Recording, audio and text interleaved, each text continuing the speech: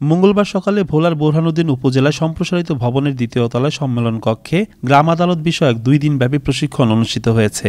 অনুষ্ঠানে উপজেলা নির্বাহী অফিসার মোহাম্মদ রায়হানুজ্জামান প্রধান অতিথি হিসেবে উপস্থিত থেকে প্রশিক্ষণের উদ্বোধন করেন। উপজেলা সমন্বয়কারী শিউলি বেগমের সভাপতিত্বে এ সময় উপস্থিত ছিলেন বোরহানুদ্দিন উপজেলার সহকারী কমিশনার ভূমি ও পৌর প্রশাসক মোহাম্মদ মেহেদী হাসান সহ আরও অনেকে।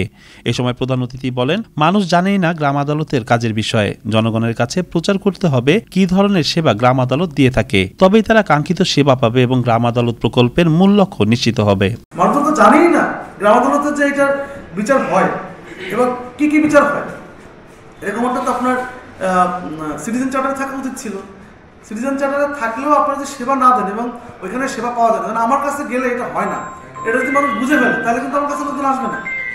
প্রথম 2-1 দিন আসবে বা তৃতীয় দিন এসে কি চিন্তা করবে যে না, এখানে তো কোনো সমাধান পাওয়া যাচ্ছে না।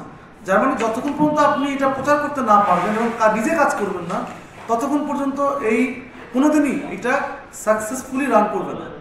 তাহলে যদি আপনাকে যদি কার্যকরভাবে এবং সফলতার সাথে রান করতে হয়, তাহলে আপনাকে এটা প্র্যাকটিস করতে হবে এবং এটা খুব ভালোভাবে সুষ্ঠুভাবে গ্রাম আদালতের বিষয়গুলো পরিচালনা করতে হবে।